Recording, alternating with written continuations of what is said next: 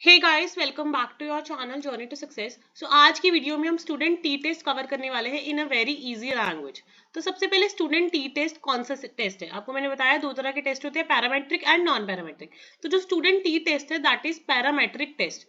अब जो parametric test होते हैं ये भी दो तरह के होते हैं। एक तो वो वाला केस होता है जिसमें हम सिर्फ एक ही सैंपल लेते हैं एंड एक होता है कि जिसमें हम दो सैंपल्स लेते हैं। ठीक है, दो सैंपल्स में भी जो वो दोनों सैंपल्स है वो पेयर्ड भी हो सकते हैं, मतलब डिपेंडेंट सैंपल्स भी हो सकते हैं एंड इंडिपेंडेंट सैंपल्स भी हो सकते हैं। इन तीनों सिचुएशंस में ही हम टी टेस्ट लगा सकते हैं। पहली चीज तो आपको ये क्लियर होनी चाहिए। अब जो स्टूडेंट टी टेस्ट है वो वन सैंपल टी टेस्ट भी हो सकता है, टू सैंपल टी टेस्ट भी हो सकता है। जैसे मैंने बताया कि जो टू सैंपल्स है वो डिपेंडेंट भी हो सकते हैं, पेयर्ड भी हो सकते हैं। तो जो टी टेस्ट है वो इंडिपेंडेंट सैंपल टी टेस्ट भी हो सकता है, पेयर्ड सैंपल टी टेस्ट भी हो सकता है। अब वन सैंपल टी टेस्ट का मतलब क्या होता है? वन सैंपल टी टेस्ट का मतलब है आप एक सिंगल ग्रुप की mean against a known mean compare कर रहे हो। अगर आप दो सैंपल्स की बात करो तो उसमें इंडिपेंडेंट सैंपल्स है, तो आप अलग अलग दो ग्रुप्स की मीन्स को क्या कर रहे हो, कंपेयर करो। एंड अगर पेयर्ड की बात करें तो आप सेम ग्रुप की अलग अलग टाइम पे, सपोज मैंने बोल दिया एक साल बाद इसकी मीन ये थी, एक साल पहले इसकी मीन ये थी, तो आप उनको कंपेयर कर रहे हो। सो जो स्टूडेंट टी टेस्ट है वो एक तरह का पैरामीट्रिक टेस्ट है। टू सैंपल सिचुएशन में भी लगा सकते हैं, वन सैंपल सिचुएशन में भी लगा सकते हैं एंड टू सैंपल में अगर पेयर्ड है तो भी लगा सकते हैं, इंडिपेंडेंट है तो भी लगा सकते हैं। इसमें हम बेसिकली मीन्स को कंपेयर करते हैं।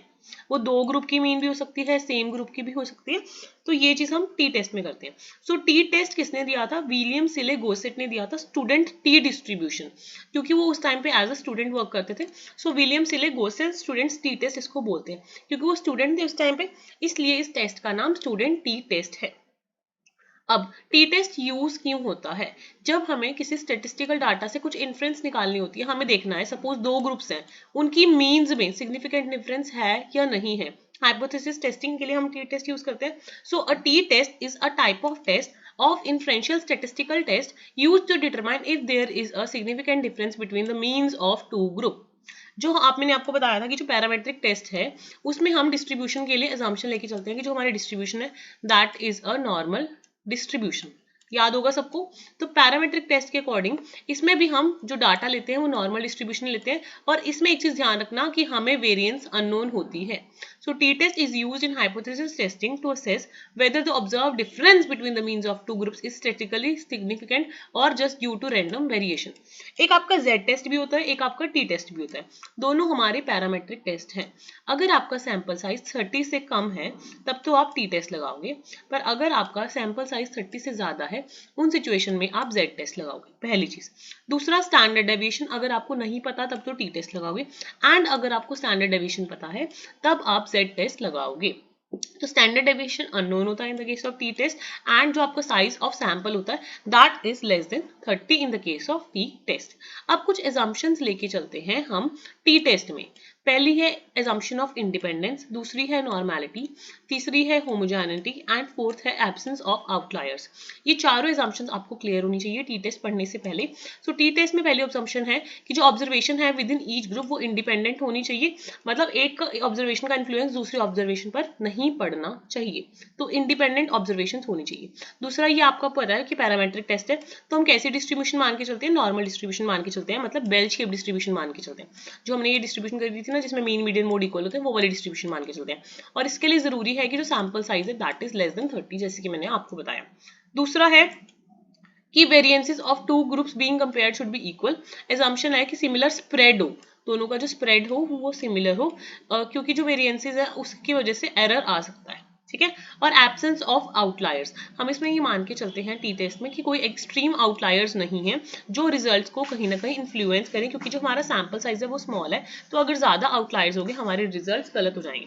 सो बेसिकली हम चार एजम्पशंस कंसीडर करके चलते हैं टी टेस्ट में: independence, homogeneity, normality and absence of outliers.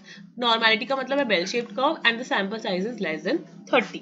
अब एक पी वैल्यू होती है। पी वैल्यू क्या होती है? टी टेस्ट में एक पी वैल्यू होती है जो बहुत ही ज्यादा इंपॉर्टेंट रोल प्ले करती है। So p value is basically the probability of observing the test statistics और something more extreme given then the null hypothesis, given that the null hypothesis is true. ये p value को जब हम numericals करेंगे तब मैं आपको ज्यादा अच्छे से समझाऊंगी, ताकि आपको जो इसके डाउट्स है पी वैल्यू के वो क्लियर हो जाए। तो अगर हमारी स्मॉल पी वैल्यू है सिग्निफिकेंस लेवल से, इसका मतलब है Observed data is unlikely to have a random chance alone, leading to the rejecting of null hypothesis. And अगर हमारी p value ज़्यादा है, so there is no enough evidence to reject the null hypothesis. ये आप दोबारा read कर लेना p value को. So p value is the probability of observing the test statistics given that the null hypothesis is true. So a small p value, typically less than the chosen significance level, suggests that the observed data is unlikely to have occurred random by chance alone. So अगर हमारी p value कम आ रही है, so leading to the rejection of null hypothesis. And अगर हमारी larger p value होती है, इसका मतलब है कि हमारे पास enough evidence नहीं है null hypothesis को reject करने के लिए, तो हम accept करेंगे हमारी null hypothesis को. ठीक है, क्लियर हुआ? अब डिग्री ऑफ फ्रीडम क्या होती है? डिग्री ऑफ फ्रीडम, तो जो डिग्री ऑफ फ्रीडम है, इसका मतलब है degree of freedom represents the number of values in calculation that is free to vary. So degree of freedom calculate करने के लिए हमें 2 ग्रुप्स चाहिए. सो हम इस डिग्री ऑफ फ्रीडम को कैसे कैलकुलेट करते हैं? Total sample size -1. इसका जो फॉर्मूला है मैं आपको बता देती हूँ, क्लियरली बता दूंगी. ठीक है, इसका जो फॉर्मूला हम आगे जब क्वेश्चन सॉल्व करेंगे तब आपको पता लग जाएगा. सो जो डिग्री ऑफ फ्रीडम है, it reflects the number of values in a sample that are free to vary after estimating the sample mean. ये जो डिग्री ऑफ फ्रीडम है, पी वैल्यू कैसे कैलकुलेट करते हैं, टी टेस्ट का आपको बेसिक क्लियर हो गया होगा, टी टेस्ट में कब लगाना ये क्लियर हो गया होगा. ये थोड़े से बेसिक है, जब तक हम क्वेश्चन सॉल्व नहीं करेंगे आपको टी टेस्ट नहीं क्लियर होगा. सो हम क्वेश्चंस की तरफ बढ़ते हैं. तो मैंने आपको ये बता ही दिया, 1 सैंपल हो सकता है, 2 पेड सैंपल हो सकते हैं, 2 इंडिपेंडेंट सैंपल्स हो सकते हैं. तो अब आपको टी वैल्यूज कैसे कैलकुलेट करनी है? सो टी वैल्यू कैलकुलेट करने के लिए आपको सबसे पहले हाइपोथेसिस टेस्टिंग के लिए दोनों हाइपोथेसिस को डिफाइन करना पड़ेगा. नल हाइपोथेसिस को भी डिफाइन करना पड़ेगा, ऑल्टरनेट हाइपोथेसिस को भी डिफाइन करना पड़ेगा. ठीक है, क्लियरली. उसके बाद आपको पता है कि हम टाइप 1 एरर हो जाता है जब हम कैलकुलेशंस करते हैं. सो आपको लेवल ऑफ सिग्निफिकेंस डिफाइन करना पड़ेगा. तो कॉमनली जो वैल्यूज हम यूज करते हैं 95% भी हो सकता है एंड 99% भी हो सकते हैं. मतलब आप जो एरर है वो 0.05 भी ले सकते हो, लेवल ऑफ सिग्निफिकेंस की वैल्यूज, और 0.01 भी ले सकते हैं. जितना अगर हायर लेवल ऑफ सिग्निफिकेंस है, इसका मतलब है टाइप 1 एरर का हम हायर टॉलरेंस लेवल लेके चल रहे हैं. इसका मतलब है it's more likely to reject null hypothesis even when it is true. क्योंकि जितना ज्यादा लेंगे उतना ज्यादा हम चांसेस लेके चल रहे हैं कि हम नल हाइपोथेसिस को रिजेक्ट करेंगे उस सिचुएशन में जब वो सही भी है. एंड अगर आप लोअर सिग्निफिकेंस लेवल लेके चलते हो तो आप कम रिस्क लेके चलते हो. मतलब आप एक्सेप्ट करोगे नल हाइपोथेसिस को when it is false resulting in type 2 error. ठीक है, ये आपको एक बार मैं दोबारा समझा देती हूँ. अगर आपने हायर सिग्निफिकेंस लेवल लिया 0.05 लिया, तो आप हाई टॉलरेंस ले रहे हो टाइप 1 एरर की. मतलब आप बोल रहे हो कि आप नल हाइपोथेसिस को रिजेक्ट कर दोगे तब भी जब वो ट्रू है. आप हायर टॉलरेंस लेवल लेके चल रहे हो. एंड अगर आप लोअर लेके चल रहे हो तो टाइप 1 एरर के तो चांसेस आपके कम हो गए, पर जो टाइप 2 एरर है उसके एरर्स बढ़ गए. ठीक है, अब हमारे पास 3 सिचुएशंस हम लेके चलेंगे. 1 सैंपल टेस्ट, 2 सैंपल में हम पेयर्ड भी करेंगे और इंडिपेंडेंट वाला भी करेंगे. सो सबसे पहले आपको नल और अल्टरनेट हाइपोथेसिस को डिवाइड करना है. देन आपको टी स्टैटिस्टिक को कैलकुलेट करना है. देन क्रिटिकल टेबल जो टी वाला होता है उसमें रिजेक्शन और एक्सेप्टेंस रीजन चेक करने हैं. तो हम सबसे पहले मैंने आपको 3 सिचुएशन बताई थी कि जो टी टेस्ट है वो हम 1 सैंपल में भी लगाते हैं एंड 2 सैंपल में भी लगाते हैं. तो सबसे पहले हम न्यूमेरिकल देखेंगे in the case of 1 sample test.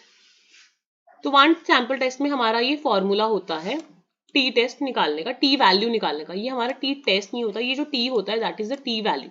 T value कैसे निकलेगी? X bar minus mu upon S divided by under root N.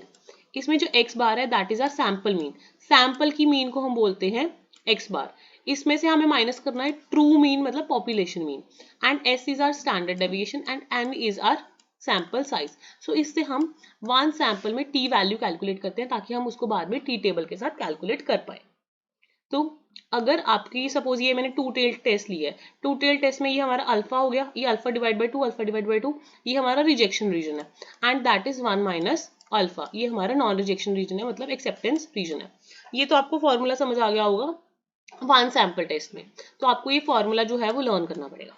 ठीक है, अब 2 सैंपल टेस्ट की बात करते हैं. 2 इंडिपेंडेंट सैंपल्स की अगर मैं बात करूं तो 2 सैंपल्स इंडिपेंडेंट हैं. तो जो टी टेस्ट निकालते हैं ना उसका फॉर्मूला होता है सिग्नल. सिग्नल मतलब होता है सैंपल मीन्स एंड नॉइज मतलब होता है sample variability. Signal divide by noise. तो अगर आपको टी वैल्यू निकालनी है उसका फॉर्मूला होता है signal divided by noise. Signal means sample means का difference and noise means sample variability. तो इसको कैसे निकालोगे आप, x1 bar minus x2 divide by standard deviation 1 का square upon n1 plus standard deviation second वाले का स्क्वायर अपॉन n2। तो इसमें जो x1 x2 है ये तो हमारे सैंपल मीन्स हो गए, और s1 s2 हमारे सैंपल वेरिएंसेस हो गए, एंड n1 n2 हमारे सैंपल साइजेस हो गए। df के लिए आप ये वाला फॉर्मूला स्किप कर दो, df आप कैसे निकालोगे, n1 माइनस n2 माइनस 2। तो अब मैं आपको ये सारे फॉर्मूलाज आपको लर्न करने पड़ेंगे। देखो आपको 3 ही फॉर्मूलाज लर्न करने हैं टी टेस्ट के लिए। अब एक तो आपको 1 सैंपल के लिए ये वाला फॉर्मूला मेन लर्न होना चाहिए, ठीक है, सैंपल माइनस पॉपुलेशन का mean upon standard deviation divide bye n। एक तो ये वाला फॉर्मूला, और एक इंडिपेंडेंट में क्लियर होना चाहिए। इंडिपेंडेंट में हम कैसे निकालते हैं, signal divide by noise which is difference in means and sample variability. तो इसके लिए x1 माइनस x2 का बार मतलब मीन्स का differences and divide by under root s1 upon n1 plus s2 by n2। ये दो फॉर्मूलाज आप लर्न करना, एंड आपको ये पता होना चाहिए df क्या होता है, हमारा डिग्री ऑफ फ्रीडम क्या होता है, n1 प्लस n2 माइनस 2। आपको ये 3 फॉर्मूलाज लर्न कर लो, आपका टी टेस्ट थोड़ा सा आपको सॉल्व करना आ जाएगा। तो इसको कैसे हम करेंगे, अभी आपको ये क्वेश्चन गिवन है, ठीक है, हम 3 क्वेश्चंस करेंगे ताकि आपको हर टाइप का जो क्वेश्चन है वो क्लियर हो जाए। आप ये देखो, ये 1 सैंपल टेस्ट है। 1 सैंपल टेस्ट के लिए आपको फॉर्मूला याद होगा, x1 minus mu upon standard deviation divide by root n। ये हमारा फॉर्मूला था, इतना क्लियर हुआ। अब आपको क्वेश्चन गिवन है, define the average weight of sample of 20 mangoes, मतलब जो हमारा n है दैट इज 20। तो एवरेज वेट कितना है पूरी पॉपुलेशन का, मतलब जो हमारा म्यू है that is 70। Sample mean weight मतलब सैंपल का वेट कितना है, मतलब हमारा जो x बार है दैट इज 70.55 ग्राम्स, एंड आपका स्टैंडर्ड डेविएशन कितना है, यहाँ पे आपका स्टैंडर्ड डेविएशन होता है दैट इज 2.85 ग्राम्स। तो आपको 1 सैंपल टेस्ट लगाना, ये नहीं कि आप डायरेक्टली फॉर्मूला में पुट कर दोगे, आपको सबसे पहले दोनों हाइपोथेसिस को डिफाइन करना पड़ेगा। तो आपने पहले बोला कि जो सैंपल मीन है वो इक्वल है पॉपुलेशन मीन के। नल हाइपोथेसिस में हम कोई कंफ्लिक्ट नहीं लेते, हम बोलते हैं सेम है सब कुछ। ऑल्टरनेट में आपने बोला कि सैंपल मीन इक्वल नहीं है मीन वैल्यू के। तो आपने ये दोनों हाइपोथेसिस ले ली। दोनों हाइपोथेसिस लेने के बाद आपने ये फॉर्मूला में वैल्यू पुट कर दी। इसमें हमारा जो x बार है दैट इज 70.55, ये जो म्यू है हमारा ये पॉपुलेशन का वेट होता है दैट इज 70, स्टैंडर्ड डेविएशन हमें 2.82 गिवन है, एंड n हमारा 20 है। तो जब हमने कैलकुलेट किया हमारी जो T value I that is 1.041 है, एंड इसमें हमें हमारा डीएफ भी निकालना होता है। तो ये 1 सैंपल है तो हम सिर्फ 1 माइनस करेंगे, तो इसमें हम n1 माइनस 1 करेंगे क्योंकि हम एक ही सैंपल की बात करें। n1 हमारा कितना, n कितना हमारा 20 माइनस 1 कितना हो गया 19। जब हम 2 सैंपल की बात करते हैं तब हम n1 plus n2 divide minus 2 करते हैं उस सिचुएशन में। तो आपका ये आ गया, आपने कैलकुलेट कर लिया 19। अब ना आपके पास ये टी टेबल गिवन होता है, एक साइड तो आपका डीएफ होता है और दूसरी तरफ आपकी प्रोबेबिलिटीज होती हैं। आपने देखो ये क्वेश्चन में जो अल्टरनेट हाइपोथेसिस बनाया वो अननोन का बनाया है, नॉट इक्वल का बनाया है ना। नॉट इक्वल के कारण जो हमारी टेस्ट होगा वो 2 टेल्ड टेस्ट होगा, और लेवल ऑफ सिग्निफिकेंस हम कितना ले रहे हैं हमने पहले ही डिफाइन कर दिया, हम लेवल ऑफ सिग्निफिकेंस ले रहे हैं 0.05। तो 0.05 2 टेल के टेस्ट में हम यहाँ पे ले रहे हैं, एंड डीएफ हमारा है 19। तो हमारी जो टी वैल्यू आएगी वो आएगी 20.093। तो 20.093 आई हमारी, 2.093 सॉरी 2.093, क्लियर हुआ 2.093। अब हमारा जो टी डिस्ट्रीब्यूशन में है हमारा आंसर आया था 1.041, बट जो हमने वैल्यू टेबल में से देखी, हमने यहाँ 2 टेल टेस्ट लिया और 0.05 हमने अल्फा लिया, और ये हमारा डीएफ हमने 19 कैलकुलेट किया था, तो हमारा आंसर आना चाहिए था 2.093। तो हमारा आंसर इससे कम आया है ना, हमारा आंसर कम आया। सो वी विल हम बोलेंगे कि जो नल हाइपोथेसिस है वो सही है। So we will conclude that the sample does not vary significantly from the population. So इसमें जो हमारा आंसर आया है वो इससे कम आया है, तो हमारा आंसर कम आने की वजह से हम बोलेंगे कि the null hypothesis is true. So we conclude that the sample does not vary from the population. ठीक है, अभी हम सेकंड क्वेश्चन देखते हैं। ये टेबल आपको गिवन होगा, ठीक है, दिस इज आपको देखो टी स्टैटिस्टिक्स से कैसे देखना है। टी स्टैटिस्टिक्स आपको बताता है कि डिफरेंस ऑफ मीन क्या है, आपने जो आंसर निकाला वो है। तो अगर आपका जो टी स्कोर है या टी वैल्यू है अगर वो स्मॉलर आती है तो 2 groups belong to the same group, मतलब आप एक्सेप्ट करोगे नल हाइपोथेसिस को।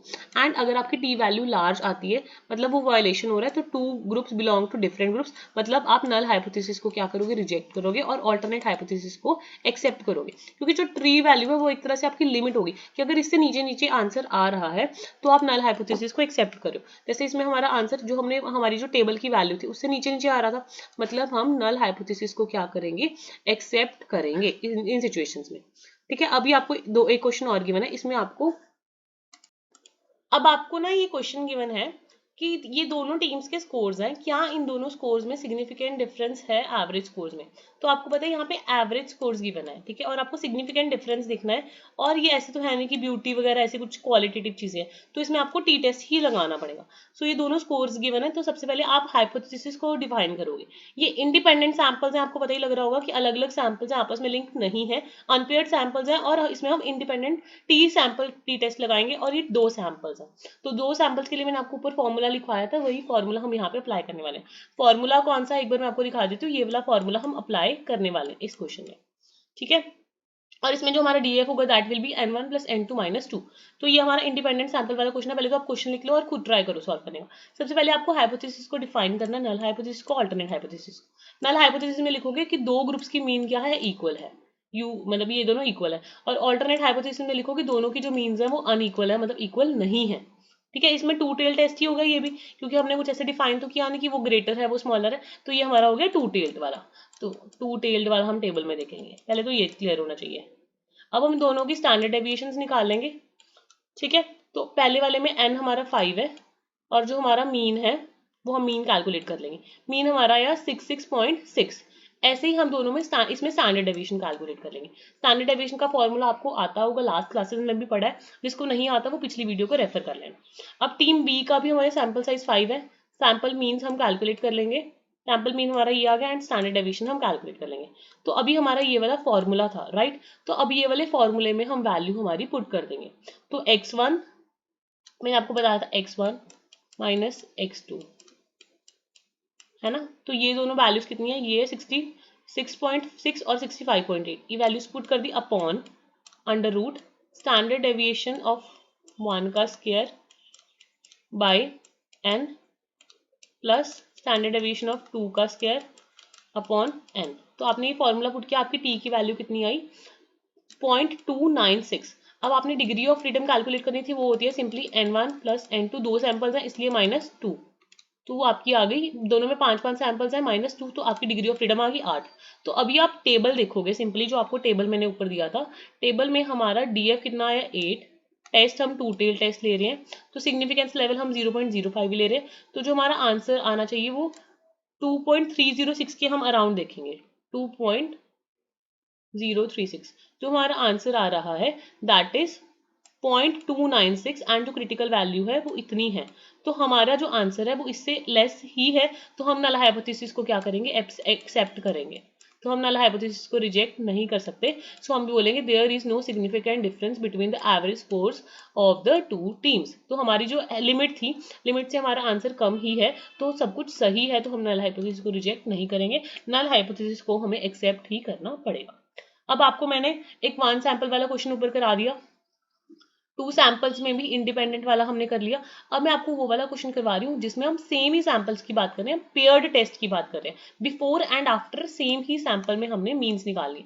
सो you need to assess the effectiveness of new teaching scheme by comparing the test scores of the same group of the students before and after the implementation of the scheme. So आपको before वाला भी given है, after वाला भी given है।